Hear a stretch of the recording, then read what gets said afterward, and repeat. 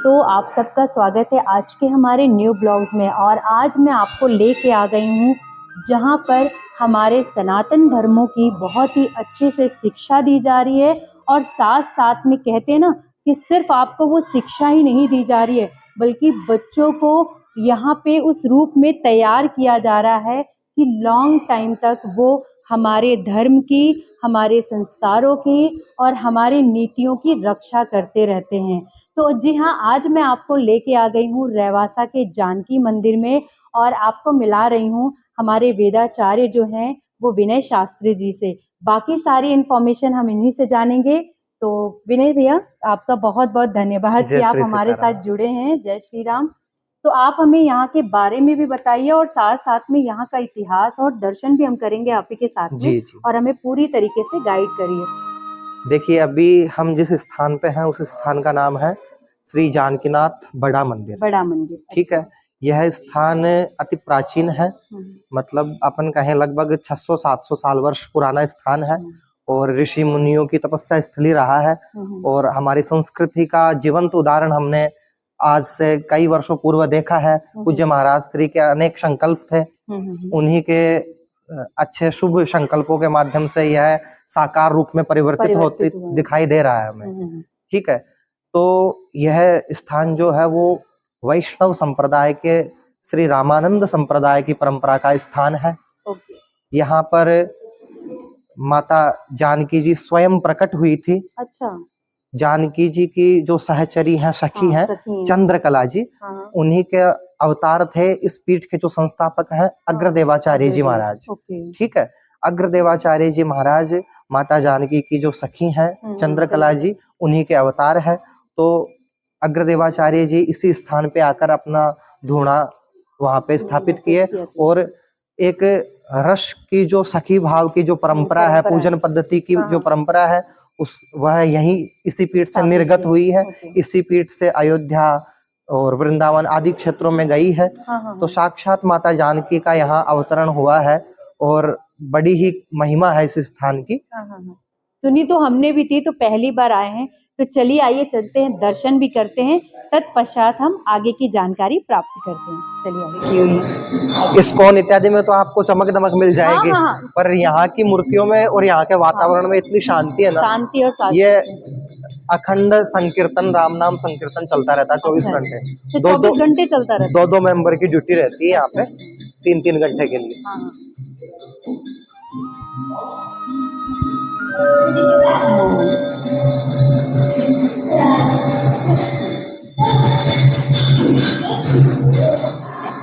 तो मेरे प्यारे मित्रों, आप अभी दर्शन कर रहे हैं जानकी नाथ मंदिर में स्थापित ये प्रतिमाएं जो कि आप देख रहे हैं। लेकिन अगर आप जो है मेन मुख्य प्रतिमा से नीचे जब आप आइएगा, थोड़ा सा जूम करके हम दिखाएंगे, तो ये जो प्रतिमाएं हैं वो मुख्य प्रतिमा है जो सेकंड रो में आपके दिख रही है, शालिग्राम आपके जस्ट पीछे ही।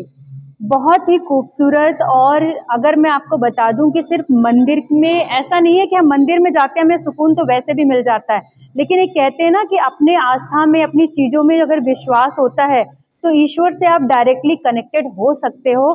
तो जी हाँ, ऐसा ही कुछ मुझे अनुभव महसूस हो रहा है यहाँ इस आपके इन्वायरमेंट पे, आप बोल सकते हो इस वातावरण में बहुत ही ज़्यादा घुल मिल जाते हैं हम। और साथ साथ में जब आप दर्शन करते हो तो ऐसा लगता है कि प्रत्यक्ष हमारे ईश्वर, हमारे भगवान हमारे सामने विराजित हुए हैं।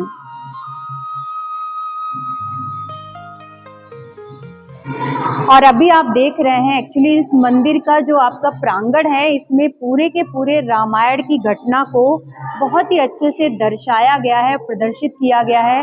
तो आप यहाँ से भी थोड़ी बहुत इन्फॉर्मेशन ले सकते हैं कि क्या क्या घटनाएं रामायण काल में हुई थी।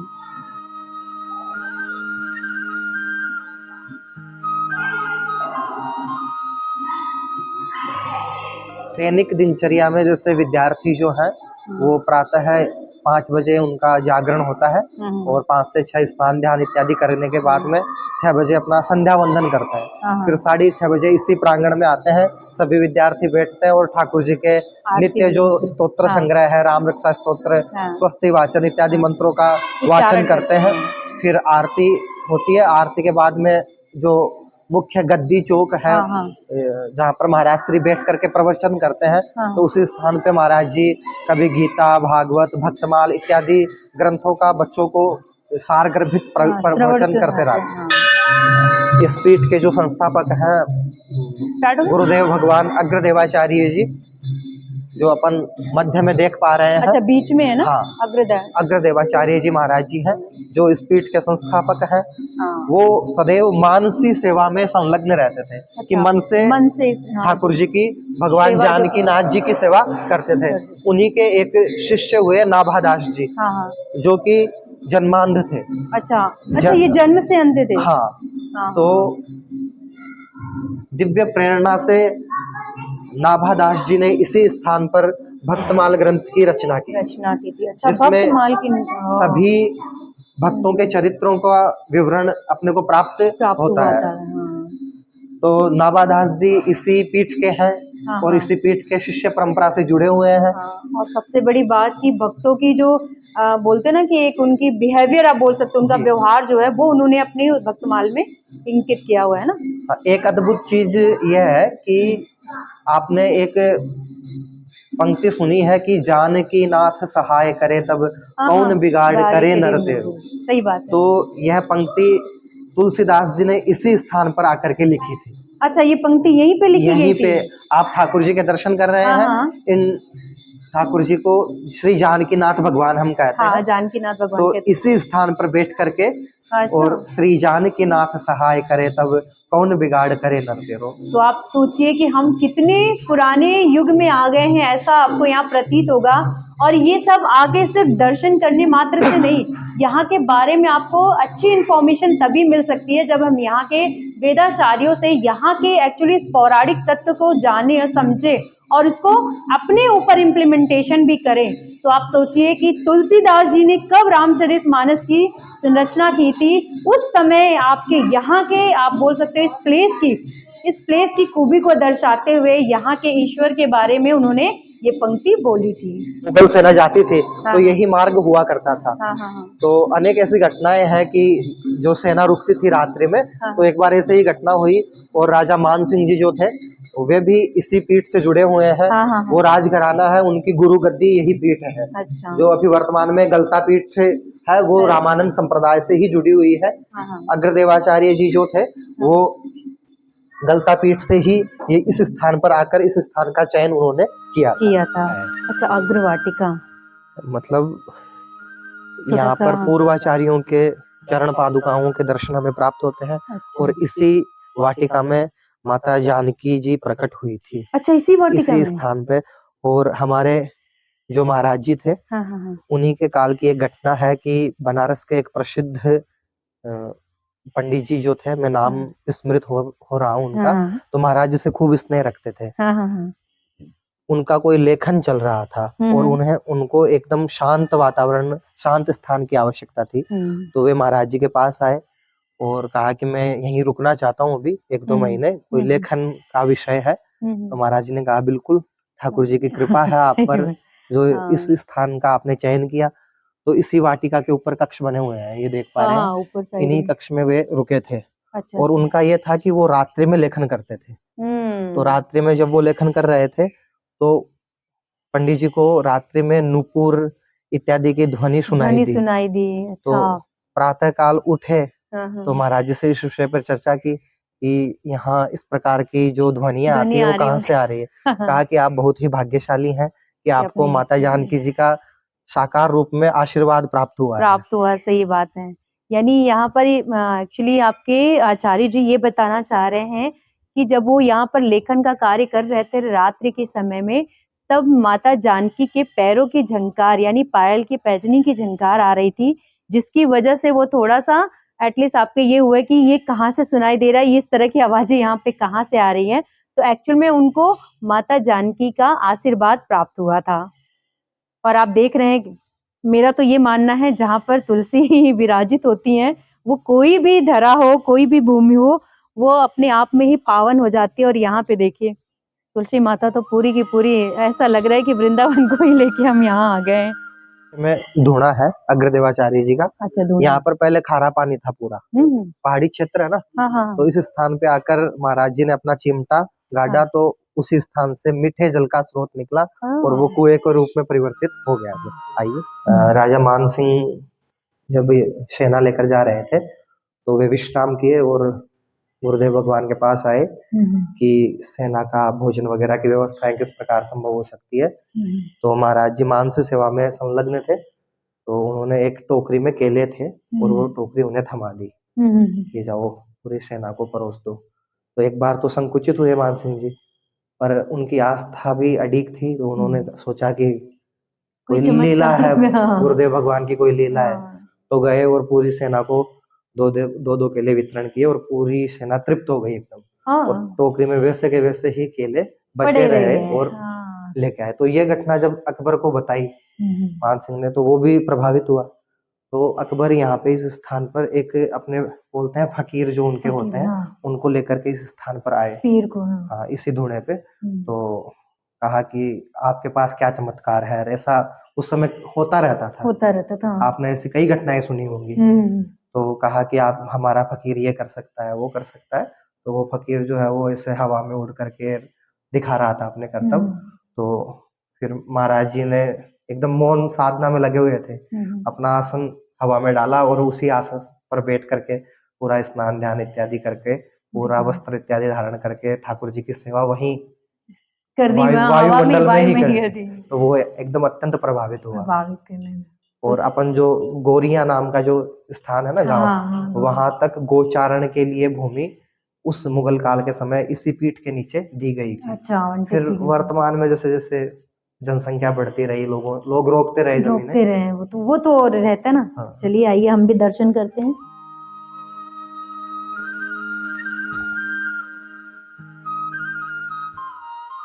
बताते हैं कि हमारे जितने भी पूर्व आचार्य हैं वो मतलब इसी स्थान में रमण करते रहते हैं। और परंपरा से जो प्रथम द्वितीय और तृतीय जो पूर्वाचार्य रहे हैं हमारे, वो सदैव है भगवान जानकीनाथ जी के नित्य लीला में, नित्य निकुंज में सदैव प्रवेश कर गए। अच्छा, मतलब उनके कहें कि मृत्यु के प्रमाण भी नहीं मिले, सदैव है, मतलब खुद ही एकदम अपने आप अंतर्ध्यान हो गए उनकी। तो दोस्तों, इस संस्कृत विद्यालय में आकर, जानकीनाथ मंदिर में आकर हमें प्रसाद ग्रहण करने का मौका मिला, तो हम प्रसाद भी ग्रहण कर रहे हैं और साथ साथ में आपको यहाँ की रसोइयाँ भी दिखाते हैं।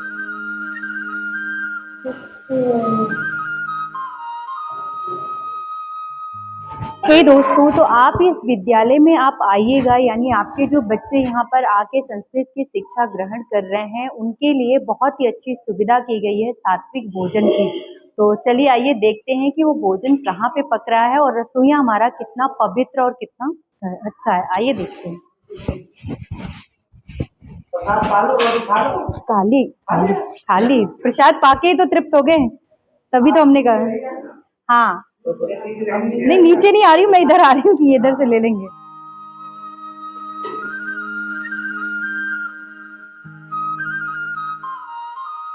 तो मित्रों, हम आपको लेके आ गए हैं आप जानकी नाथम के विद्यालय, जो कि यहाँ पर साइड में है। यहाँ पर बच्चों को अच्छी शिक्षा के साथ साथ में उचित अनुशासन और संस्कार भी दिए जा रहे हैं, जो कि आज की भावी पीढ़ी के लिए बहुत ही जरूरी है।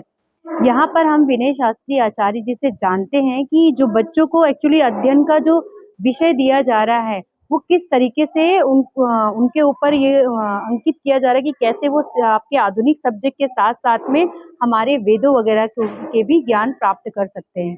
तो आचार्य जी बताइए कैसे प्राप्त करते हैं? देखिए, यहाँ पर जो है कक्षा 6 से 12वीं तक बच्चों का अध्ययन करवाया जाता है, जिसमें महर्षि सांदीपनि राष्ट्रीय वेद विद्या प्रतिष्ठान उज्जैन द्वारा सप्तवर्षीय वेद विभूषण का पाठ्यक्रम होता है, जिसकी शिक्षा उन्हें प्रदान करवाई जाती है और निःशुल्क शिक्षा रहती है, जिसमें बच्चों को छात्रवृत्ति भी प्रदान की जाती है। और अन्य रूप में अपने अजमेर बोर्ड द्वारा संचालित जो जनरल सब्जेक्ट का विद्यालय है, वो भी इसी कैंपस में चलाया जाता है। ओके, आपने बोला कि निशुल्क है, मतलब क्या छात्रावास के साथ में निशुल्क है या फिर? वो आवास, भोजन और शिक्षा तीनों की व्यवस्थाएं निशुल्क है, और साथ ही उनके उन्नत विकास का भी पूर्ण रूप से ध्यान दिया जाता है। जो कि ये बहुत अच्छी बात है। तो चलिए आइए हम लोग विद्यालय को भी भ्रमण करते हैं और यहाँ पे देखते हैं कि किस तरह की कहाँ क्लासेस स्टार्ट की जाती जी। हैं। हाँ। जिसमें प्रातःकालीन प्रार्थना होती है और मध्य में जो आधुनिक विषय का स्कूल है उसकी प्रार्थनाएं होती है। प्रार्थनाएं होती हैं। और हमारे जैसे सप्तवर्षीय पाठ्यक्रम में हम्म। ये वेद भूषण प्रथम वर्ष अच्छा। ऐसे करके पंचम वर्ष तक तो चलता है। वेद भूषण प्रथम द्वितीय तृतीय चतुर्थ और पंचम। पंचम। फिर वो 10वीं के समकक्ष होता है पंचम वर्ष। और उसके बाद में वेद विभूषण प्रथम वर्ष और वेद विभूषण द्वितीय वर्ष, वो 11वीं और 12वीं के समकक्ष होता है। तो एक साथ कितने छात्रों को आप लेते हैं? क्योंकि यहाँ पे जो कैंपस दिख रहा है, अच्छा ये लंबा है, मुझे लगा कि सिर्फ इतना ही है। तो एक साथ में कितने छात्रों को आप यहाँ पर सिखाते हैं? हम लगभग 20 से 25 विद्यार्थी लेते हैं, जिसमें तीनों वेदों का अध्ययन के लिए उनको पृथक कर दिया जाता है। ऋग्वेद है, सामवेद और यजुर्वेद के लिए हम विद्यार्थी अपनी अपनी योग्यता के अनुसार उनको पृथक कर देते हैं। और बाकी आप ये दैनिक दिनचर्या बच्चों की देख पा रहे हैं। प्रातः 5 से 6 जागरण एवं नित्य क्रिया रहती है। 6 बजे से 6:40 तक दैनिक संध्या वंदन, स्तोत्र पाठ आदि। फिर मंदिर प्रांगण में ही ये गतिविधि होती है। राम रक्षा। हाँ, और फिर श्रीमद् भागवत का अध्ययन महाराज जी द्वारा करवाया जाता है 8 बजे तक। फिर 8 से 8:20 के बीच में बच्चे नाश्ता वगैरह स्वल्पाहार करते हैं। 8:20 से लेकर के 11:30 तक प्रार्थना एवं सुबह आप जब आए थे तो वेद का अध्ययन करवाया गया। वेद अध्ययन चल रहा था। हाँ, फिर भोजन का अवकाश रहता है, आधुनिक विषय, फिर खेल कूद, वापस वही रूटीन, संध्या वंदन, रामायण आदि। फिर रात्रि 10 बजे तक बच्चे अध्ययन करते हैं। ओके। चलिए आपको इस गुरुकुल के छात्रों से मिलाते हैं और साथ साथ में श्लोक भी सुनते हैं। हरि ओम सहस्रशी रेखा पुरुषा सहस्राक्षः सहस्रपात स भूमिर्गो सर्वादश प्रतवात्यातिष्ठदशाङ्गुलम् पुरुष एवेदग्गो सर्वं यद्भूतं यच्च भाव्यम् भूतामृततपस्येशानो जदन्नेन तिरोहति एतावानस्य महिमातो ज्यायांस पुरुषः पादोषविषवा भूतानि त्रिपादस्यामृतं दिवि हरि ओम। रक्षित उपाध्याय, उपाध्याय यहीं के हो, कहीं बाहर के हो? दौसा के। आप? रितेश शर्मा। नवलगढ़ के हो आप? प्रणव शर्मा तो भाई स्ट्रॉन्ग है बेटा, लड़का है ना। उच्चारण कितना बेहतरीन दे रहा था ये। तो दोस्तों आपने देखा कि छोटे छोटे छात्र ये जो है कितने एक्सपर्ट हो गए हैं हमारे गीता के। आप ये श्लोक बोल दीजिए या फिर आप बोल दीजिए कोई भी मंत्र उच्चारण के लिए। वास्तविकता जो है, जो कहते हैं ना कि आपकी संस्कृति ही आपको इतने अच्छे से निखार के लेके आती है। मैंने जैसा पहले ही बोला, अनुशासन तो है ही, लेकिन साथ साथ में जो आपके सर्वांगीण विकास हो रहा है, इसके लिए मुझे ऐसा लगता है कि ऐसे विद्यालयों का होना बहुत ज़रूरी है। और जो हम अंग्रेजी की तरफ भाग रहे हैं, जो वेस्टर्न कल्चर की तरफ भाग रहे हैं, हमें थोड़ा सा अपनी संस्कृति, अपने सनातन धर्म को फॉलो जरूर करना चाहिए। तो आशा करती हूँ आपसे मिलते हैं नेक्स्ट ब्लॉग में। और यहाँ आपके जो बोलते हैं ना, जो हमारे यहाँ छात्र पढ़ रहे हैं, उनको ढेर सारा प्यार देने के लिए मैं यहाँ कमेंट बॉक्स में जय श्री राम जरूर लिखिएगा, क्योंकि इनसे आपके बच्चों को जोड़ने के लिए मैं कोशिश ज़रूर कर रही हूँ। क्योंकि और भी कई सारे स्टूडेंट हैं जो यहाँ से कनेक्टेड हैं, जो डायरेक्टली मुझसे कनेक्ट होकर बातें करते हैं। तो उनसे बात करने के पश्चात मैं आपको उनके कमेंट बॉक्स में उनकी रिप्लाई ज़रूर दूंगी। और हाँ दोस्तों, हमारे वीडियो को लाइक, शेयर, सब्सक्राइब करना ना भूलिएगा। मिलते हैं इसी तरीके से एक और सर्वांगीण विकास करने वाले विद्यालय में। तब तक के लिए धन्यवाद।